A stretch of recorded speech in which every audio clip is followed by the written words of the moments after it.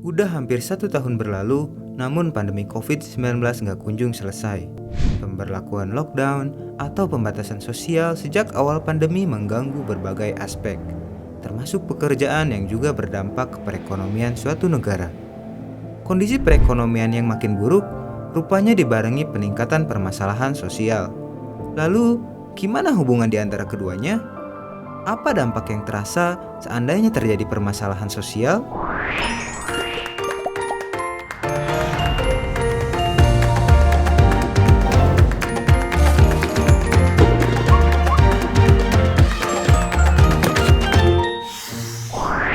Mewabahnya COVID-19 dan berlakunya kebijakan pembatasan sosial mengakibatkan adanya perubahan dalam kebiasaan hidup masyarakat.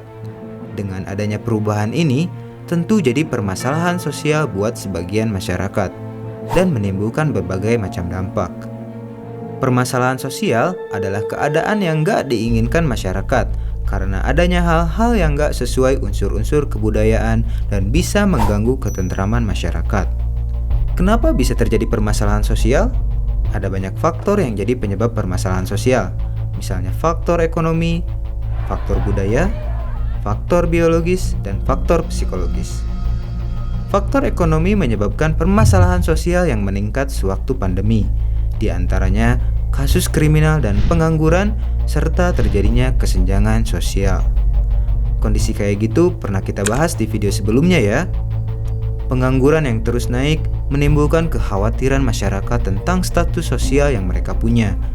Penurunan pendapatan, bahkan hilangnya pemasukan selama pandemi menyebabkan pergeseran kelas sosial kelompok tertentu yang menimbulkan naiknya persaingan dalam mempertahankan status sosialnya. Tertekannya status sosial dan lemahnya mental seseorang memicu tertekannya kondisi psikologis seseorang. Tekanan yang muncul itu bisa membuat seseorang menempuh jalur yang melanggar hukum demi memenuhi kebutuhannya. Terbukti berdasarkan laporan United Nations of Drugs and Crime (UNODC), selama masa krisis ekonomi, kasus perampokan menjadi berlipat ganda. Kasus pembunuhan dan perampasan kendaraan bermotor juga lebih meningkat. Selain itu, Markas Besar Kepolisian Republik Indonesia mencatat peningkatan kasus kriminal selama masa pandemi. Bahkan, Agustus lalu terjadi kenaikan sebesar 4,49%. Kasus kriminal tertinggi sejauh ini diantaranya penyalahgunaan narkoba, pencurian, dan pembegalan. Bukti-bukti itu menunjukkan permasalahan sosial berhubungan dengan permasalahan ekonomi dan memicu peningkatan tindakan kriminal. Tapi, tindakan kriminal itu nggak seharusnya dijadikan jawaban permasalahan ekonomi. Karena sebetulnya banyak peluang lain, kayak memulai atau bergabung usaha mikro, kecil, dan menengah atau UMKM yang memanfaatkan teknologi.